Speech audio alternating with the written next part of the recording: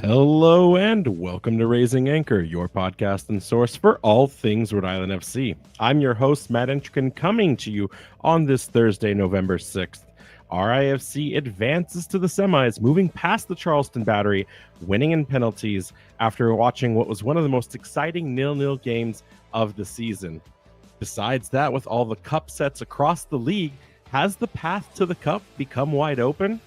The Amber and Blue are going to next head down to North Carolina FC, who could be set to play their final game ever after coming off some dire news earlier this week that they would be shutting down operations. Will this galvanize this team with nothing left to play for themselves and the fans, or will we see that the final nail is already in the coffin and they just don't know it yet? First and foremost, co-host Jason Carey is here. Jason, how is it going, my friend? Oh, I'm doing fantastic. We won a penalty shootout. So, I mean, who knew you could do that? And then, of course, not to be outdone, but you will be, because it's the man, the myth, the legend. When he's not busy doing whatever it is he does, he's giving out all of the news and beats about USL. Mr. USLTactics, John Morrissey, how are you doing, my friend? Yeah, doing really well. Always happy when I'm here with you guys. You say that now, but I will ask you, when you look at this, we're doing the road trip down to Cary this weekend. We're leaving at 5 a.m. Saturday. You know we're up in Pawtucket. New York City is right along the path, my friend. Do you want to jump in our car at 8 a.m. and go see what could be North Carolina's final game ever as a club? I am compelled by the possible bad ramifications of what this means for North Carolina, but too many other responsibilities between, three other conference semi games and whatever's happening in League One. So I'm too busy, but greatly appreciated. What I'm hearing is he has faith that they're going to move on and he'll have an opportunity the following weekend to see if that's something that could happen. But hey, let's just jump straight into the news. And, John, when we asked you to come on the show, we promised this was just going to be a recap and preview of North Carolina, but we've got to pivot a little bit with the big news that dropped this week. And I think if anyone's been firmly positioned to discuss what's going on, it's been you, as we find out that North Carolina FC have announced that they are ceasing club operations for 2026 into a hiatus. John, I read the articles, and again, for everyone that listens, if you don't know John, what are you doing? Go read his stuff on his Substack, on Backheeled, his power rankings, everything. But John, you had an article earlier this week, and without taking the juice out of it, it felt like you weren't surprised by this announcement. North Carolina is a team that, as recently as last year, was enveloped by rumors that this was something on the radar. They're a club owned by Stephen Malik, who, by any person's normal standards, has a lot of money. Like, he sold a startup for $90 million. He knows what he's doing in that regard, but he's not at the level of somebody who owns a team in the NFL or the NBA. He doesn't have infinite resources to pour into lower league soccer. And with what little information we have seen publicly, what I've heard behind the scenes, that there are maybe one or two teams that are profitable across the USL. If you're somebody like that, your team isn't making money, but there's the potential of, hey, maybe we fire it back up in 2028 when there's D1, and therefore the potential for better, more voluminous revenue streams. There's a case to be made that in this situation, it's the logical choice to go on hiatus. It's terrible for the fans. The timing ahead of this playoff match could not be worse for the players and the coaching staff, but it's the hard reality of what lower league soccer is in America right now.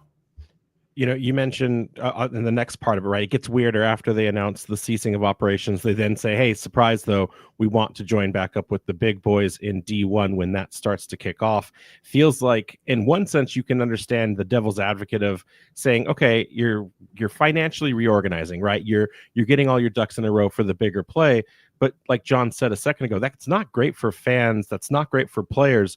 Jason, make this make sense. Should the league even consider this when there are going to be teams working harder in between these moments from here until D1? Like, why does North Carolina get to jump the line?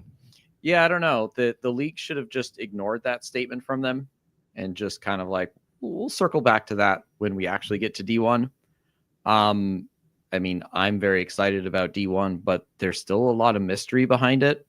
I don't know what the goal is here in 2 years. Like, all of a sudden, is USL going to be ranking in the cash like it's nobody's business? There's no guarantee that this is just going to work all of a sudden.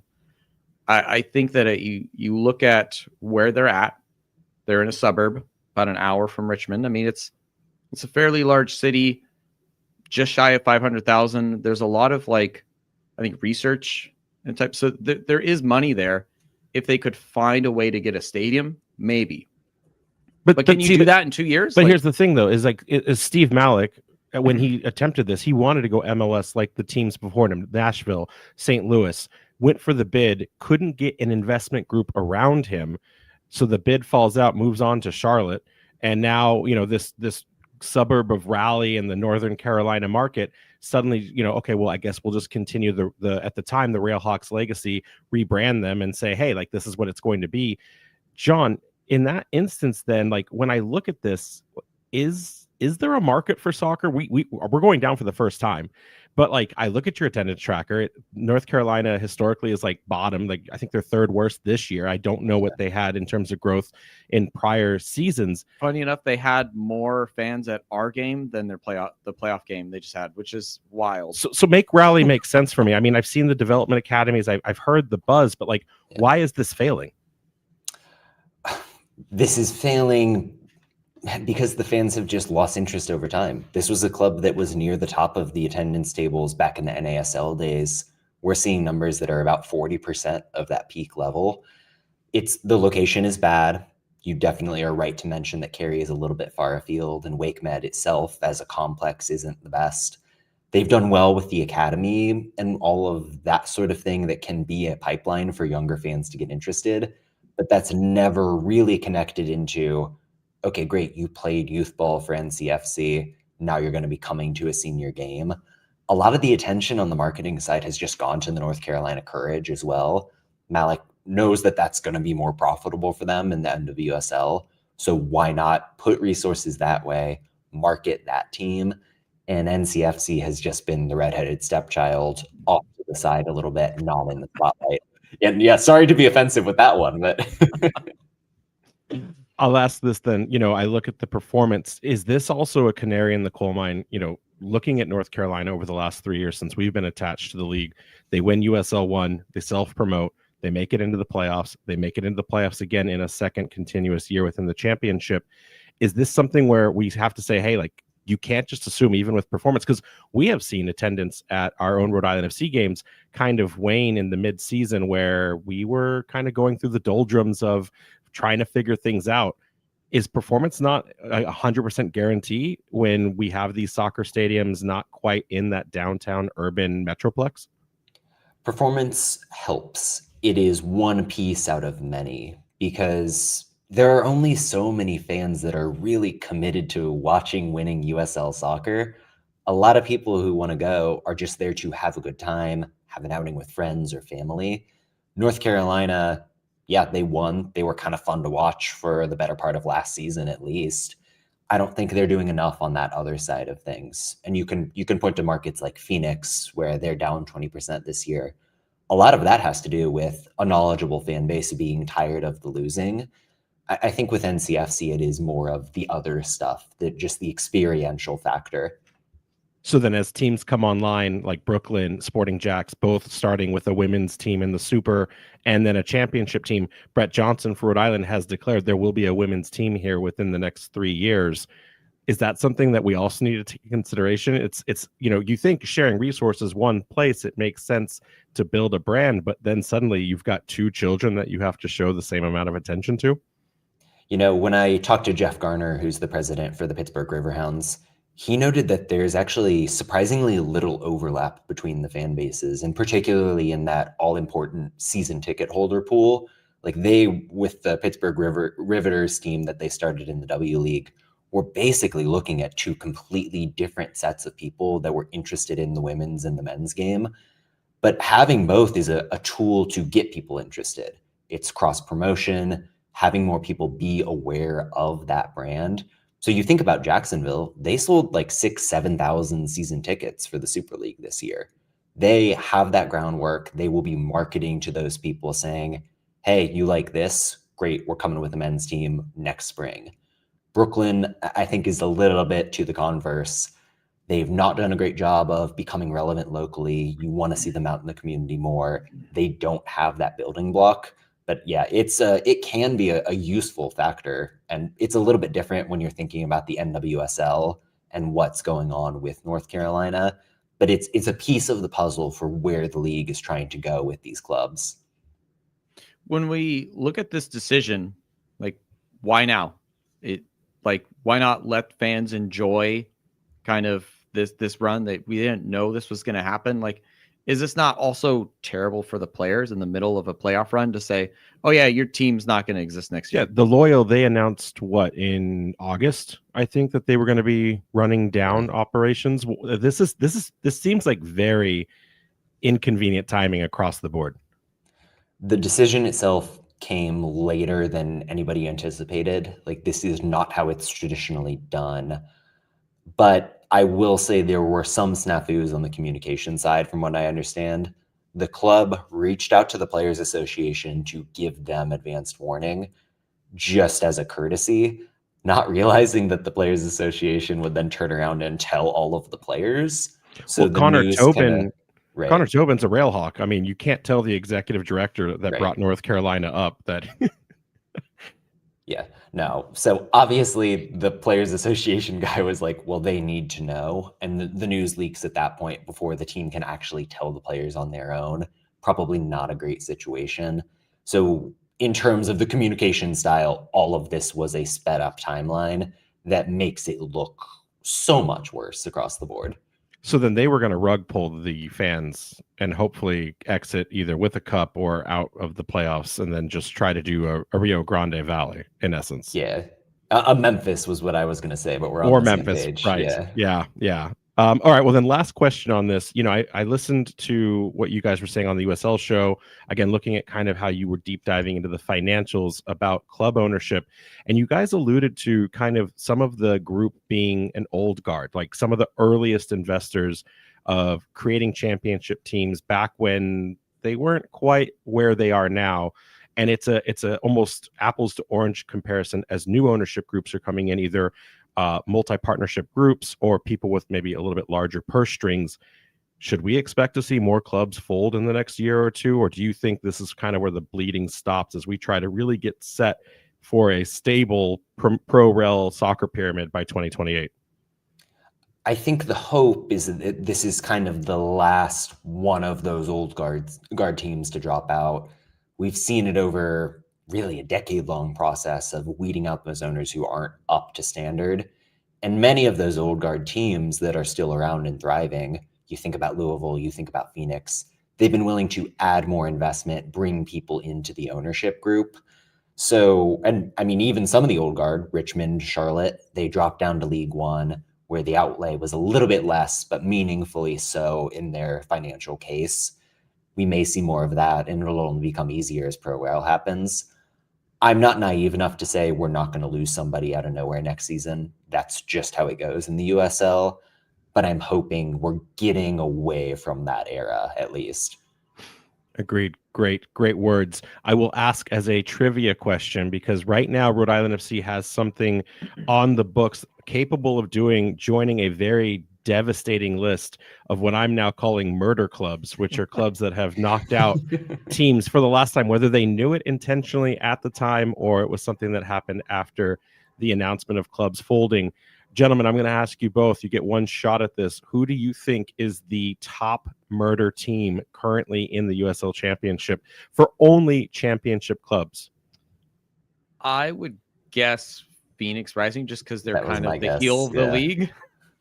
I remember them beating San Diego in that last game, so that was where my mind was going. So Phoenix Rising have murdered San Diego and Reno 1868. Maybe you don't count the murder because Reno is on a zombification, rising from the dead. There is another team, though, that is tied. You could have gone for one or the other one being FC Tulsa. FC Tulsa has murdered St. Louis FC in their final year after they ceased operations because of the MLS equivalent coming in. And then they technically also murdered OKC. But again, with their revitalization into the McFlying fly face Buffalo, whatever they're going to be, technically that might not count. But both those teams are tied at 2. So OKC kill clubs that maybe have taken on other forms. Are they doing some sort of weird? OKC has never killed anyone. They kill unless you count that they killed themselves. Tulsa. So yeah. Tulsa is like killing clubs that are coming back to life. Is this? Are They they both just have it, expelling though. the demons out of them? They both have it. So I don't know. It's hard to say. It's a really interesting winding trail. Like you can see that the Harrisburg City Islanders killed a team and then they got killed by another team. Murder suicide. So it's it's a dangerous game. But we got to get going. There's more to be talked about here. I do want to just touch base really quickly on 2 bits of news. Lightning fast. Did you see, Jason, that Centerville Bank Stadium, the loan for the stadium development, is going to now be going through a refinance, which is going to save millions to the taxpayers of the city of Pawtucket? Oh, I bet all the people who hate this team on Facebook are going to love that. Fun fact, they still hate the team, and they're just glad that they're paying less about it. But that's good news. We talked at length that eventually those burdening costs were going to be hedged and then eventually fall down, as we basically had to start this team in the middle of a pandemic with the highest interest rates and the highest supply costs in terms of just raw materials. So it makes sense that we had to go out and get the deal done, and now we're seeing the benefit. The estimate right now is that it will be somewhere between $500,000 to $1 million annually saved on interest. So good to see that, and then hopefully we can kind of get those numbers stabilized once that refinance goes through.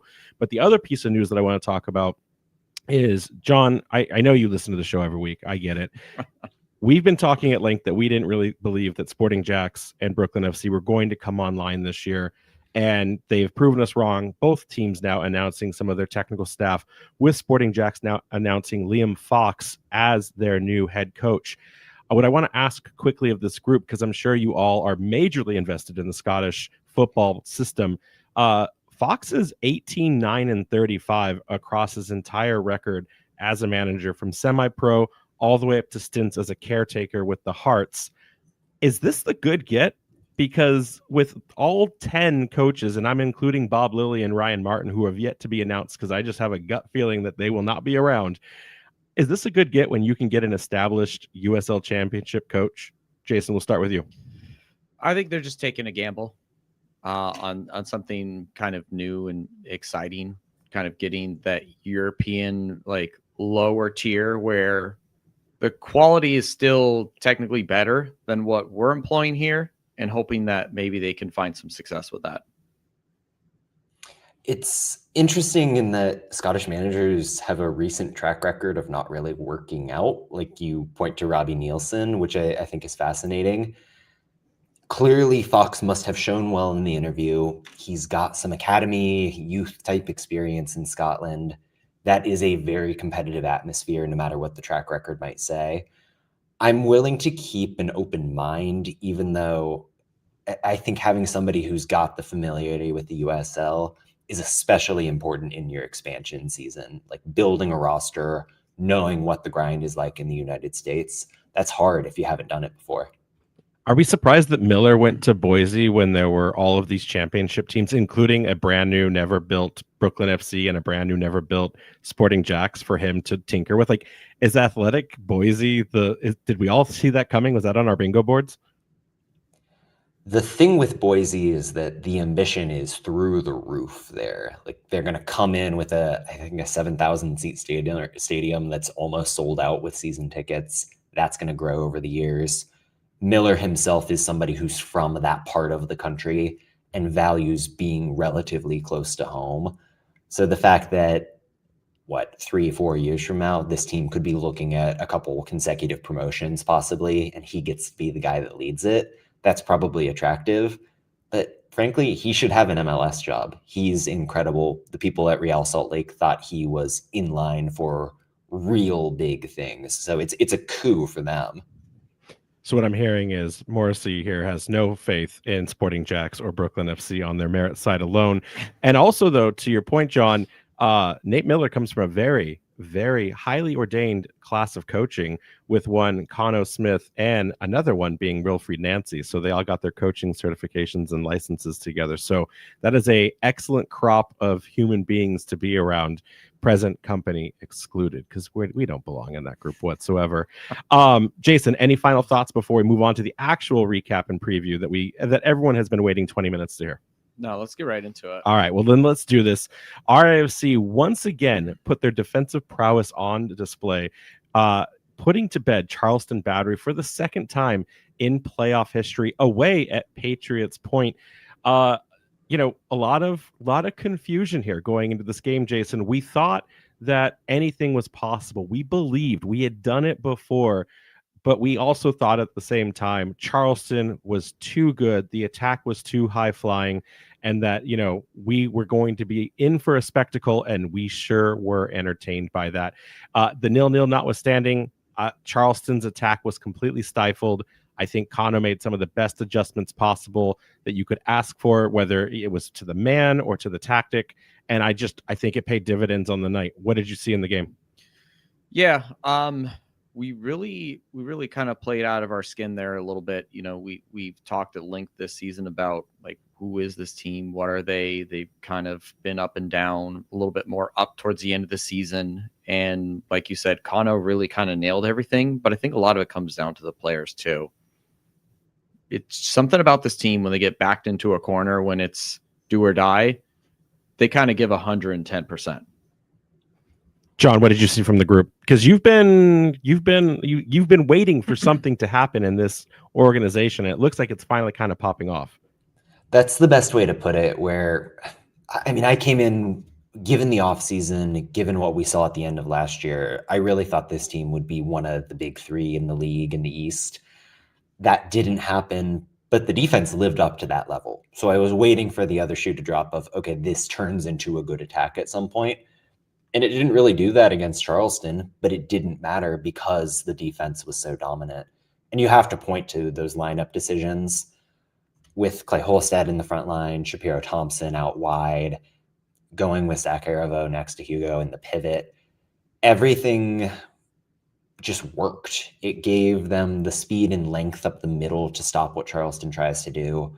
Holstad is unbelievable no matter where you put him. And I thought his effort in the press and his ability to clog space, again, just stopped the Battery from finding a rhythm. To me, it was more sophisticated, really well tailored in comparison to even what we saw a couple months ago in the regular season win. Just a masterclass tactically, player deployment. Everything you needed from this game kind of set up the team to do it. Now, Jason, this team historically has been in a 3-4-3 for a majority of the season. We saw vestiges of it on the night, but something that I saw, and kind of what John was just hinting at, is there was a lot of free range in the central channel in this game, and it reminded me of something that we have not seen since 2024, and that was that rotating triangle inside the center pivot, where this year we've seen much more of a double pivot, but if you remember last year, it was Mark Ibarra, it was Clay Holstad, and it was Zach Harivo having the freedom to shut down the lane on the defensive side of things, but then support each other in range. I looked at the heat maps. Harivo primarily playing more of a forward attacking midfielder, but then also Hugo on that left side overlapping with him, and then Clay just as high up on the right. Confidence from their back line. Have we seen a return of that midfield triangle that was so successful in our postseason last year? I think so, and maybe some of the changes that we tried to go through kind of threw off some of this team's rhythm. While we did maintain a lot of like there wasn't a lot of turnover, right? We took a lot of the same players, but we were trying this kind of 4-2-3-1 earlier in the season. Didn't work out. Kind of switches back to a 3-line. We start to get some familiarity with some of the newer players, and I think they're just getting really comfortable playing with each other and trusting that, if I decide to move forward, I know that the guy behind me or, next to me is going to rotate and cover me. Agreed. And you saw it on the night, the ability for them to absorb that pressure, having the comfortability to try to do quick transitions. Again, we've seen this team be successful in an anti-possession setup. And, while it didn't lead to a goal scored in regular time or extra time, it didn't take away from the offensive abilities. I mean, JJ hitting the post, had a couple of good runs. And then at the same time, though, mostly containing Charleston. Again, I think back to last season, putting Nick Marcanic in our pocket for the entirety of that game. We see it again. MD Myers frustrated in this game. Cal Jennings, a few dangerous breakouts, but not able to capitalize thanks to Koke Vegas. I feel like this team is back, and it feels like an insult because it's not like they went anywhere. They've been doing this all season. They've been trying to tell us, we know that it's a low scoring team, but we know that it's a defensively sound unit. John, I'm going to ask you, is this the best defense that still remains in the playoffs right now? Given the injuries to FC Tulsa, I think the answer has to be yes. You look at the performance. When was the last time Charleston was held under a full expected goal, played less passes than their opponent in the final third? They didn't control the game, and that's Charleston's calling card. And that is a credit to Rhode Island's defense, the dominance, and then the comfort after you force a turnover to play through the counter press, put your foot on the ball, and make sure you're composed and not playing into that second wave that Charleston's so good at executing. It was the complete level of everything that Rhode Island did. That, to me, is the sign of a good defense. No matter the phase, no matter the situation, organized understanding of where everybody is. Agreed. And you know, part of that too comes from how tight this team played. There was a lot of questions, Jason, that came after we did the Monday mailbag. So proof that not everyone listens to both shows. Concerns about Jojea, understanding, you know, was he going to be available? What exactly happened in that, you know, scuffle into the extra time of the first or the second half of the regular time? And we can break it down very quickly so that people understand. Segbers comes in hot and just basically body slams tiny Dwayne Busy Atkinson to the ground. No team is having it. Segbers gets an immediate yellow, but the teams can't cool off because there's so much on the line. Quizera and Husu come together. Husu Landry puts his arm around another player's neck. Elton Garcia, it's right in front of Elton Garcia. He gives him the straight red, but he doesn't do it quick enough. And Jojea Quizera loses his mind trying to get the advantage, trying to make sure that those instances are called out. So as soon as Elton Garcia sends Husu packing, he comes back for one more time against Jojea Quizera and says, pack your bags, you're leaving the stadium early as well. We will be without him on this game. Did Jojea, you know, we missed Jojea for certain games in the playoffs last season. This isn't unfamiliar territory for us. Does Jojea bring an X factor, or do you think we can smooth the cracks of knowing he won't be available for this matchup against North Carolina? I think he's been a little off this season. I think he hasn't been consistent. I think there have been some games where he's really shined. But Aldair Sanchez has really like come into his own, and I think been a really important part of this team. He's been really vital in terms of like crossing and chance creation from that left side. So I'm not too concerned in the sense that I believe Sanchez can just drop right in there and I'll still feel comfortable with the lineup that'll be put out there. And then, of course, the final part, John, we won in PKs for the first time in club history. We had failed to win in 3 instances where it came down to PKs to decide the next step in a cup competition, first with the Charlotte Independence in last year's Open Cup, and then, of course, our 2, you know, Jägermeister Cup matches that we don't like to talk about, but first failing to convert and which basically allowed Hartford Athletic to win the Jägermeister Cup. I still stand by my guns on that, because if we had put them to bed, they would not have continued into the additional rounds. And then doing the impossible, failing to score or convert a single penalty against Sacramento Republic as we exited gracefully. How big of that is that kind of moment for a team that knows historically they have not yet been able to pull that off in their history? Is this a game changer? Can we now afford to play a battle of attrition and say, yeah, we'll take you 0-0 all the way to pens? We're not worried anymore. No, that's absolutely the psychological value of it. For Koke Vegas, who hand up, I voted for him for second team all league this season. I think he's been incredible. But in the back of your mind, if you go in and say, we're going to be a defensive team, we're comfortable taking it to minute 120 and then seeing what happens on penalties, it does sting a little bit to say this club hasn't never done it in a shootout. So to take care of business against a team like Charleston with the weapons they've got, with that favorite status, and then to convert as many as you did if you're Rhode Island, that's got to feel good on both sides of things. I'm not complaining, that's for sure. Allows us to now go on to continue in what I'm going to call the last dance. whose dance it is. It doesn't matter. It takes two to tango. Jason, for what's going to unfortunately be the last time, regardless of the result here on the weekend, walk us through what the head-to-head has been for this North Carolina side against Rhode Island. Yeah, so we've played them 4 times. First back May 4th, 2024, away to NCFC. Very forgettable 0-0 draw. I think that goes down still as the most boring match Yeah, we've I ever don't watched. think anything happened. There was a game, no one saw it. Then about a month later, June 14th, they came over, visited us, and we actually got the win 2-1. That I think was our actually very first come from behind victory. First come from behind victory, and I think it was our second win at home after El Paso. Yep. And then next we had up to this year, up to July 27th, another 2-1 victory there. Maxi Rodriguez scoring the penalty at the death of the match. And then pretty recently, only a few weeks ago, 10/18/2025, another 0-0 draw that was mostly forgettable. Both teams were kind of just taking long shots like they're playing FIFA or something. What a barn burner. But so if you look at this, like, what the symmetry is this? 0-0, 2-1, 2-1, 0-0. They've also never beaten us.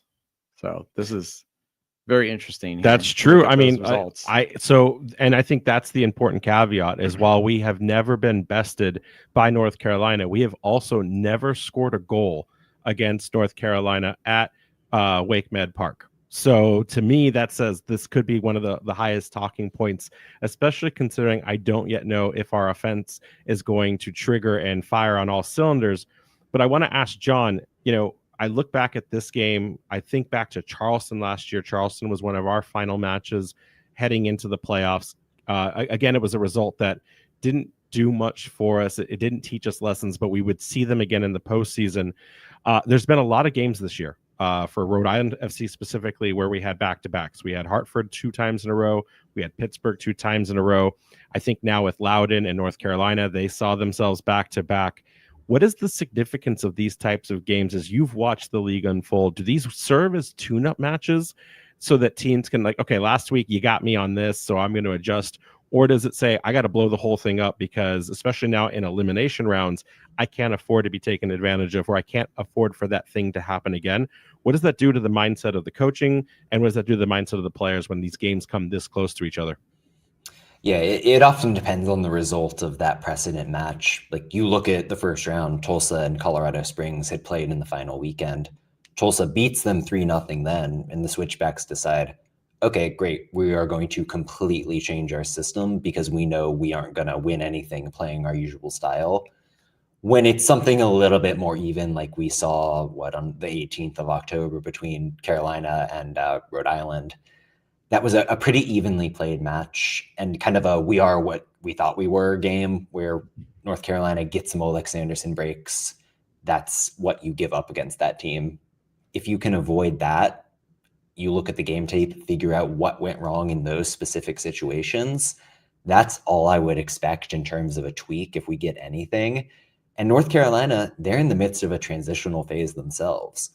Put aside everything off the pitch, they kind of just switched into a 4-4-2 for the first time in 2 years. They're still learning what that means. I don't anticipate that they're in a position to say, okay, great, we're reinventing ourselves midstream. So, John, I swear you didn't see the notes ahead of time. The next question is why the 4-4-2 and why now? What does that serve a team getting into the experimental phase, knowing that if you are going to make postseason, it's coming rapidly fast?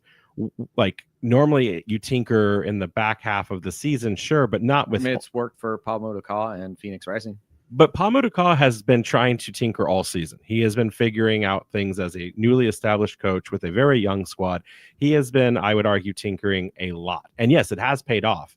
But to John's point, North Carolina was pretty rigid. And I have told people, if there's one team I don't understand in this league, it's North Carolina. They play like a professional Sunday league, and it's no disrespect to the players or John Bradford. It's just like I can't see a tactic most of the time. I see 11 guys get on the field and then just win games or hold on. you also look at all of their stats, they're all like middle of the road or bottom of the barrel. Like they don't Bot Mob has excel at everything anything. in like the 20s, and then you go look at top rating and they're like 6th in the league.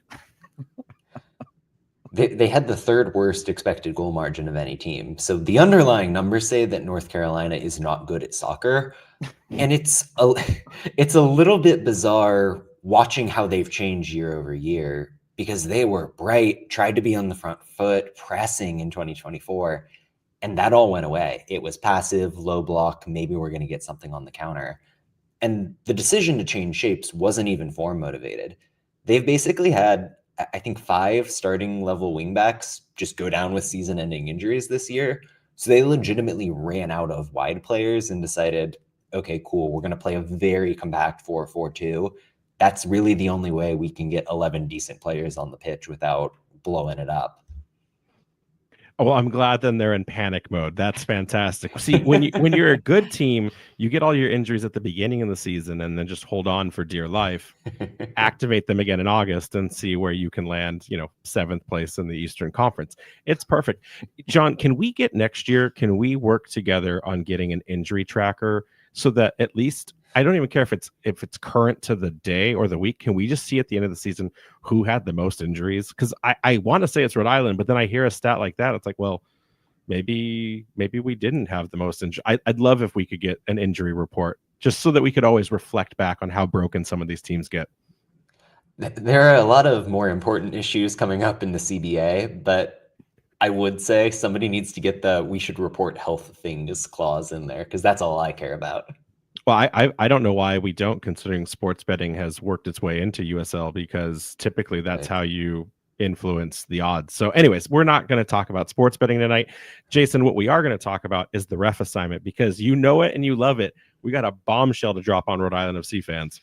Yeah, so everyone, or Rhode Island FC's favorite head ref, Joshua Encarnacion, who famously has given us multiple red cards. I think we look back at the most. To be fair to him, we've looked back, and a lot of those we're okay, fine, fair enough. But he plays a very tight game.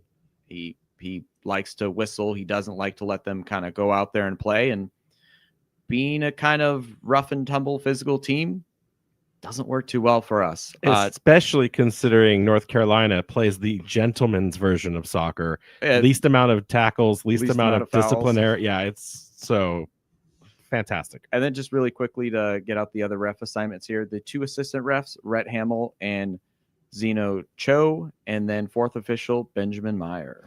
John, we joke. I mean, well, it's not a joke. Joshua Encarnacion has given Rhode Island FC the most reds, whether they're deserved or not.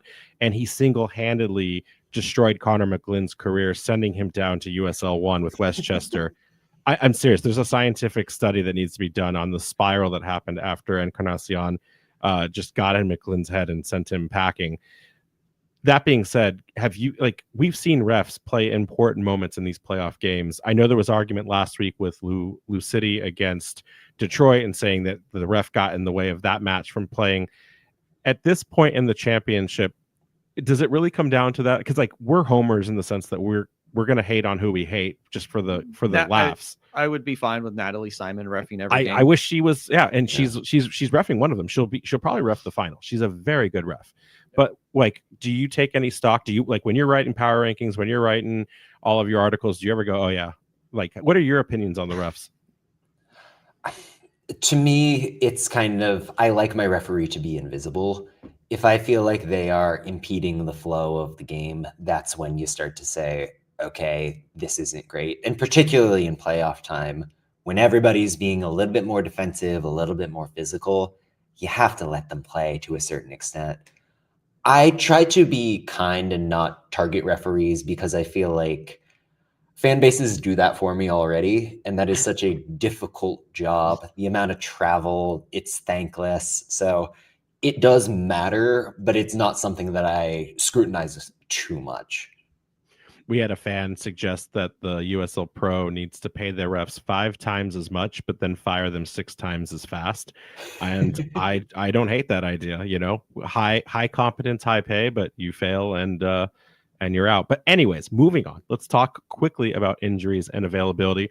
Rhode Island FC currently will see Rio Hope Gunn and Joe Brito remain out as they are on season-ending injuries. Josiah Quizera will serve that red card suspension. And then I still have Grant Stoneman as questionable.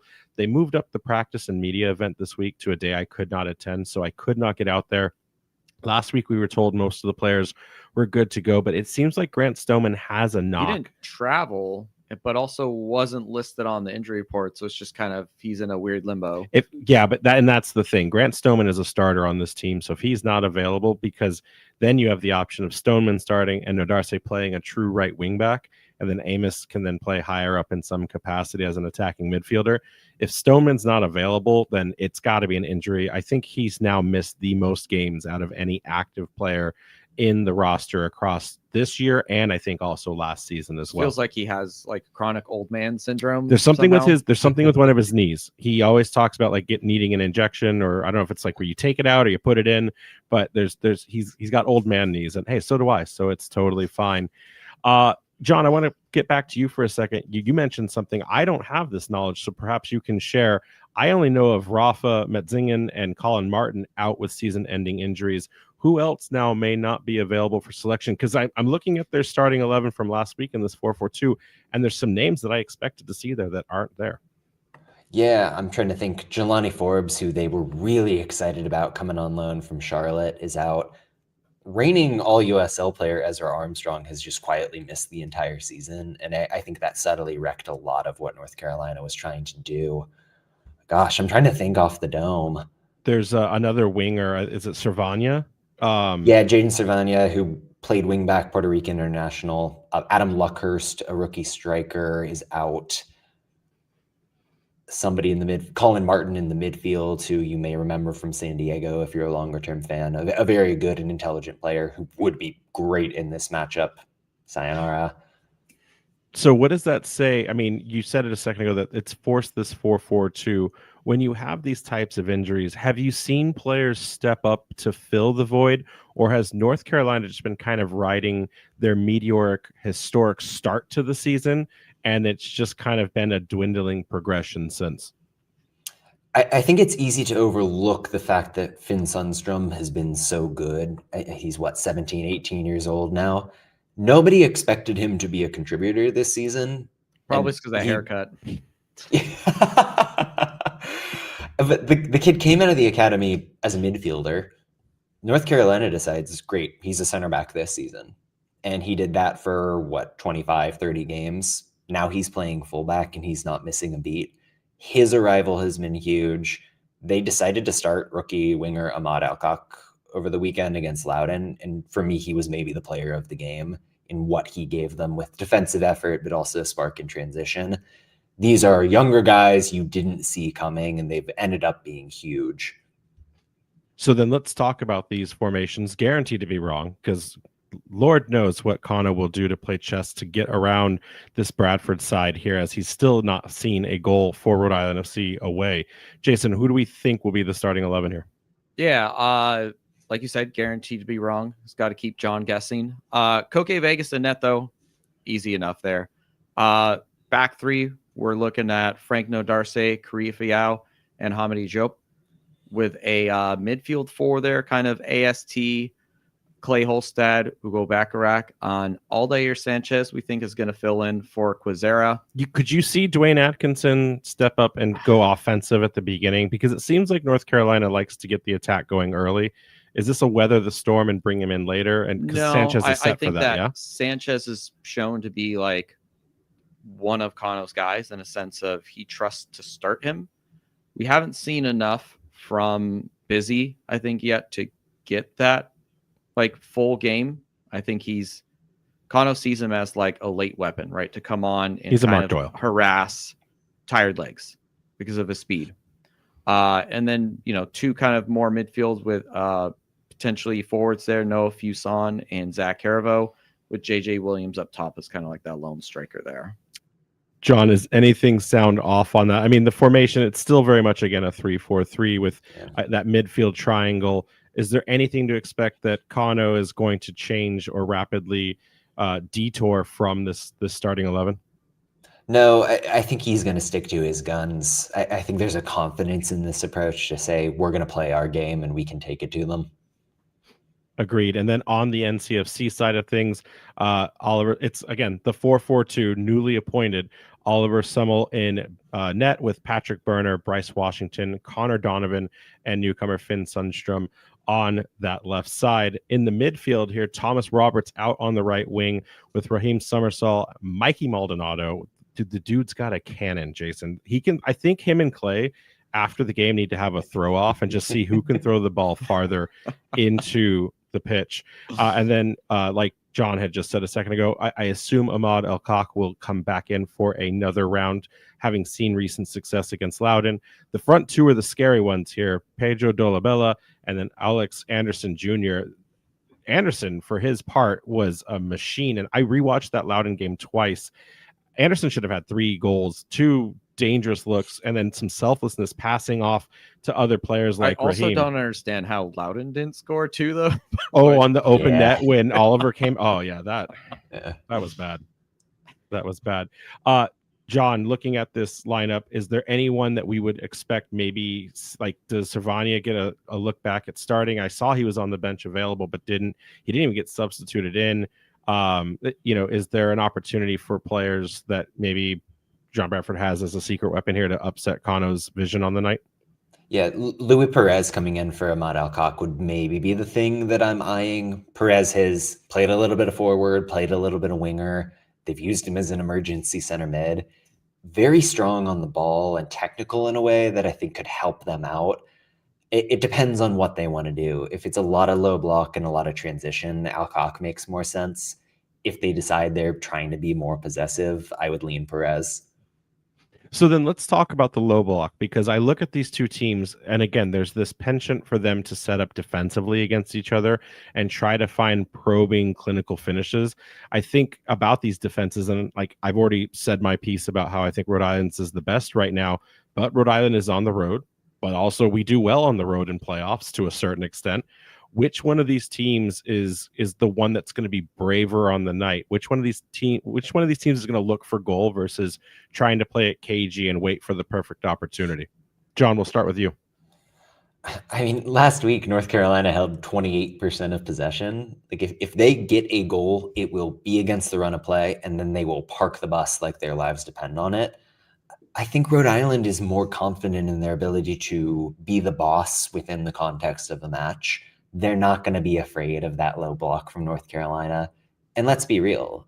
If Rhode Island can repeat what Loudoun put up, 19 shots, 72% possession, they're going to score a goal. They've got better finishers, better technicians in the final third than Loudoun does.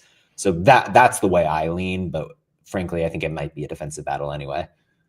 Jason, agree with that, or do you have a little bit of a difference of opinions with the expert? No, I think that's a good shout there. I think that sometimes, though, RIFC doesn't always do great with possession, even though we're I think ranked 6th in the entire league. But I think a lot of that comes from earlier on in the season where we were dominating possession and 600 passes, 60% possession, coming up empty-handed.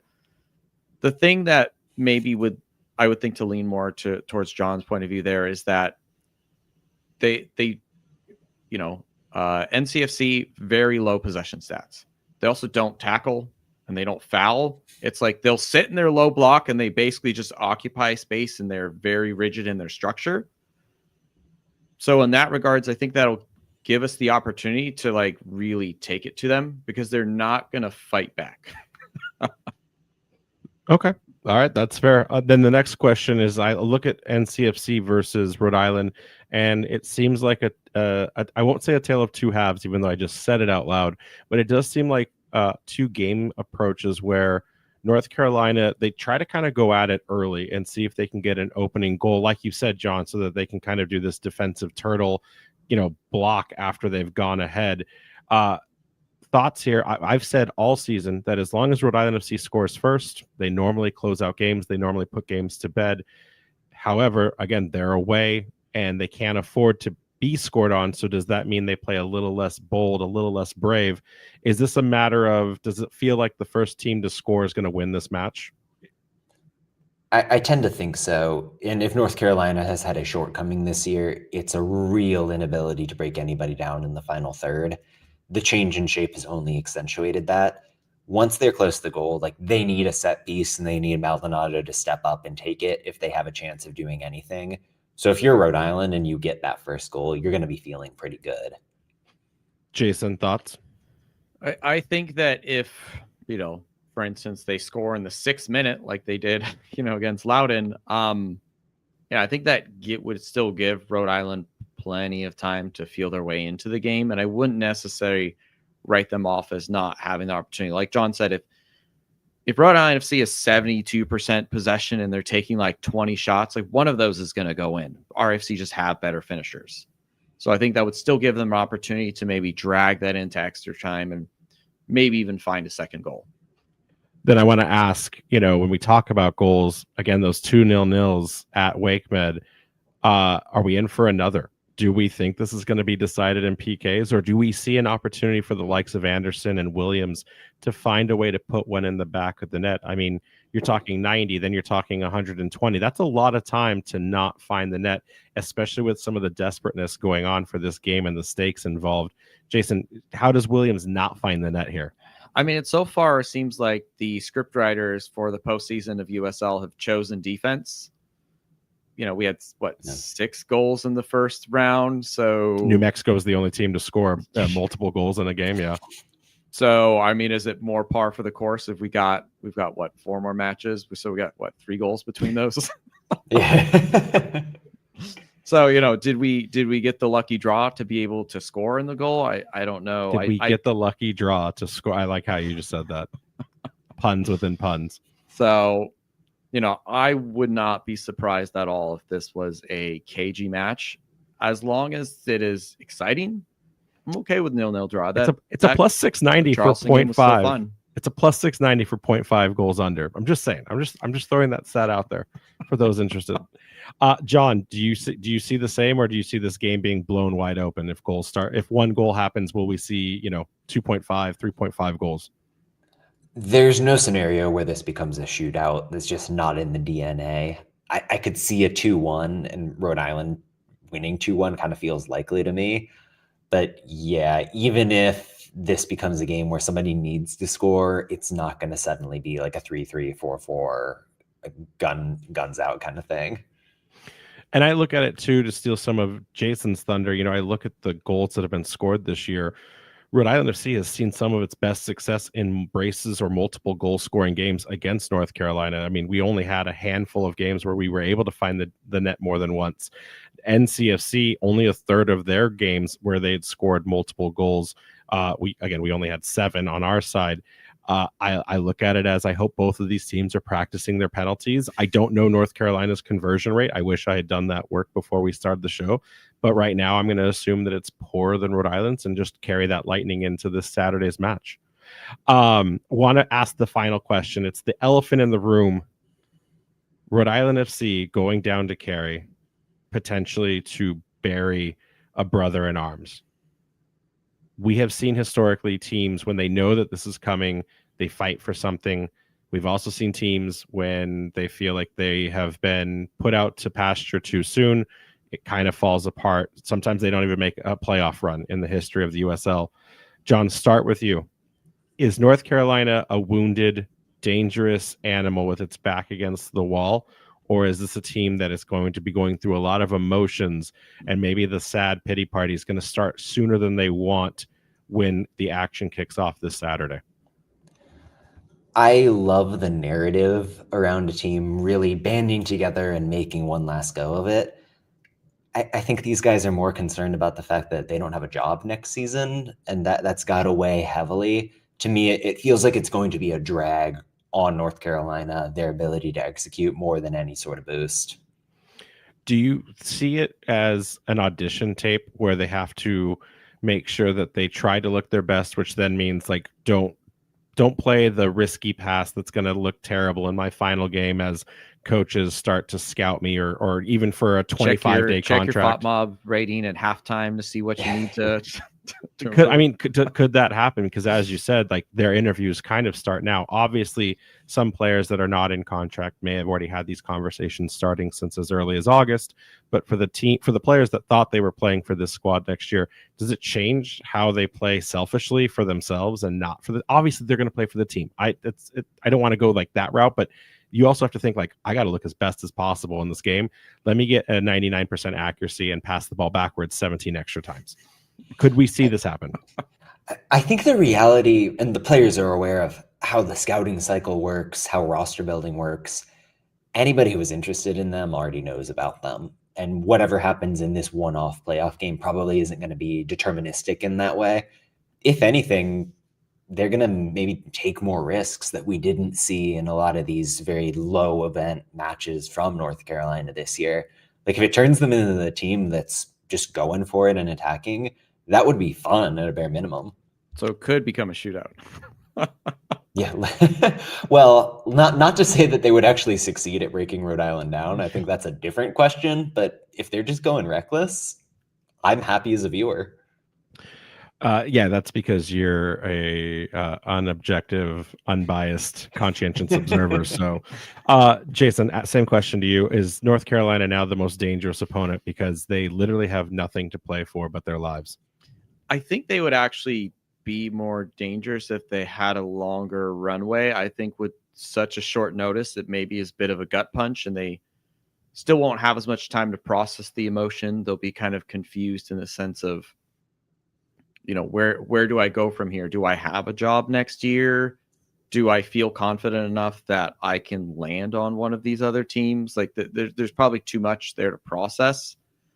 And then I not to bag on their attendance, but like if you're only playing in front of like 2,000 people too, like will North Carolina fans show up? Like that'll be really curious to see. Does all of a sudden this place is packed because we want to send off our team in a playoff game, or are they just, oh, okay, well, I guess that team doesn't exist anymore. I'm not going to bother with them. And then all of a sudden there's more Rhode Island fans than there are North Carolina fans, and that won't look good for them at all.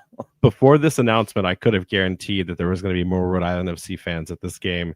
Now I am a bit more curious to see what this does for the 12th man experience. I hope lots of fans do show up and send this team off, because even into the next round, like if, and this is, I hate even having to say it, but if somehow North Carolina gets past Rhode Island, they most likely, unless Detroit has more in them, which maybe they can. I see Riverhounds moving on.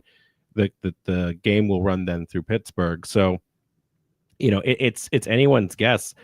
Right now, I've been overall, John, to kind of start winding things down here, I've been very surprised at the attendance. I've been watching these games, and with the exception of Tulsa, I've been really kind of shocked at the, like when the camera pans at how many people don't seem interested in playoff soccer right now for these home field advantages. I would kill for a home playoff game, and it doesn't seem like some of these markets, did they not get the memo their team was good? El Paso had their single worst attended game in USL competition all year in the playoffs, and they lost, of course, but there is something to be said for like the short turnaround. I don't know how much of an excuse that is as I try to narrativize it. I don't really get it, is the answer at the end of the day. If I was a fan of these teams, and if I were the club themselves looking at the marketing, real easy sell to say we've got professional playoff soccer. Hopefully we see a bump this weekend, because I was pretty baffled across the board. And you're right, we should single out Tulsa, who I think set the club attendance record. One OK stadium was rocking. Need to see more of that.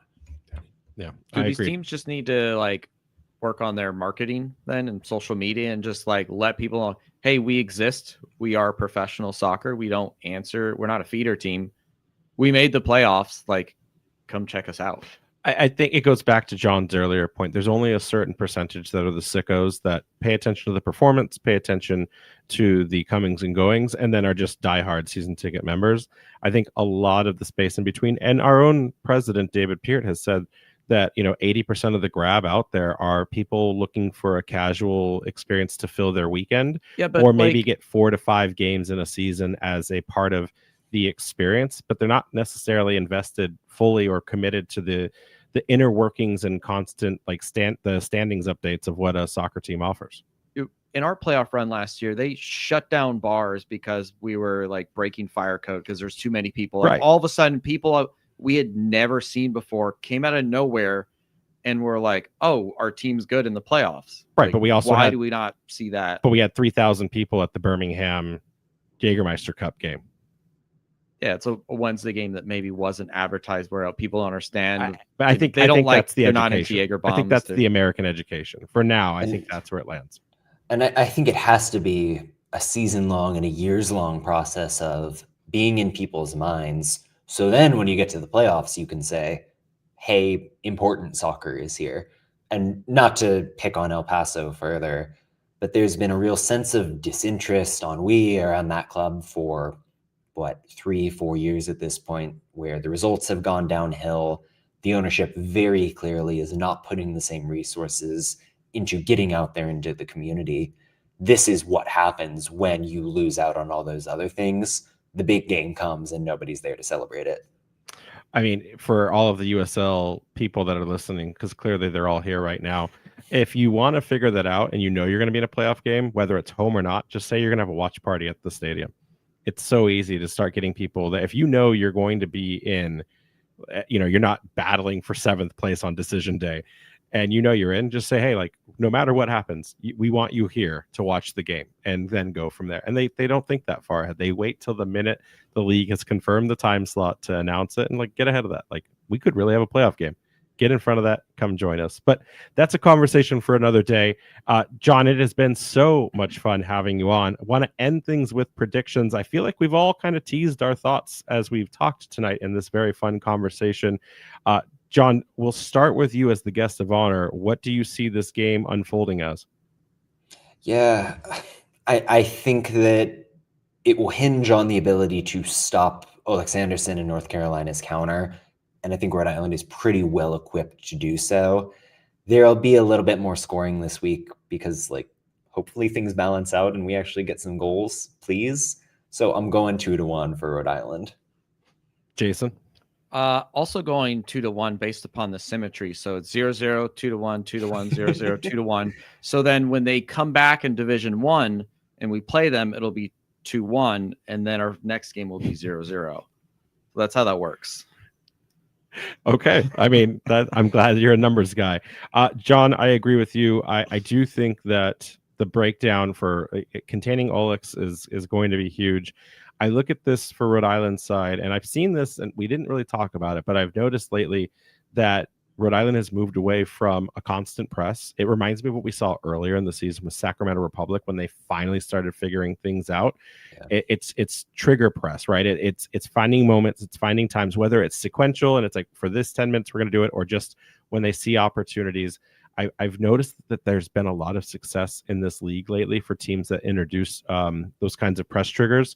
So I think that's the key. I think this midfield trio is going to be the watching angle. If the wingbacks are as depleted as John is saying, then running the game through the center will be a problem, which means there will be more time for us to create inside that triangle if we get to see these starters. So I think that's going to be the key. And then watching that transition, both teams can do fast breakouts. I say be sloppy jalopy, and if you can get something, and as long as you're not overcommitted, like you can contain anything that comes back on the counter, see what happens, get crazy, take a couple looks at goal and try to collect a loose second ball, or have another runner coming at the top of the box. So I don't have it as 2-1. I think that it's a 1-0 for Rhode Island FC. I think they get it done very late into the we're talking 80th plus. Because this is a second half team, and they continue to show me as long as they can weather the storm and there's no variable, I see Rhode Island FC getting it done late. And if there's one keeper left in this league right now, good for a clean sheet, it's Koke Vegas, who was robbed of the Golden Glove just because he was injured. If he hadn't been, no, Damian Loss gets his flowers. But those are the predictions. I hope everyone has a great time watching this game. As a reminder, the official watch party will be at the Guild for this game in Pawtucket on Saturday at 7 p.m. Or it's only an 11-hour drive. Again, John, we're gonna just kidnap you, so please leave your personal address in the chat as you leave the at the stage tonight. But yeah, if you're gonna come down, please come see us at Carey. We'll be down there probably about an hour and a half before kickoff. Can't wait to see all the other Forever Faithful and Defiant 1636 Lavanda and all of its members going down to rock Wake Med one final time, whether it's with us or they move on. It's still our last dance with them. So I'm going to really enjoy this moment. And then hopefully, no matter what happens afterwards, give all of the players hugs because they all are champions in my heart. Mr. Morrissey, where can fans find you and all of your incredible work? Well, first and foremost, follow me on Twitter and Blue Sky at USLTactics. Anything I'll do, I'll post it there. Highly encourage a subscription to Backheeled. I think that's my most thorough work, certainly. If you want a taste of the free stuff, I'm on Substack writing way too many words every single week. I have 2 podcasts, the USL show on Tuesdays covering everything USL, and then this league kind of through Backheeled. That is USL Championship specific, very nerdy, very tactical. And I think that's everything, and apologies to anyone I forgot. All right. Always a pleasure. We look forward to seeing you soon, and thanks for always coming on the pod and sharing your knowledge. Jason, get us out of here. All right, everyone. Thanks for joining us here tonight. Make sure to check out our friends over at the Blazing Musket for all of your New England soccer coverage, and that includes RIFC at theblazingmusket.com. You can follow us on Twitter, Threads, TikTok, and Blue Sky at RIFC Podcast. We have an Instagram at Raising Anchor, a website, raisinganchorpodcast.com. Anchors up, y'all. Believe. Believe.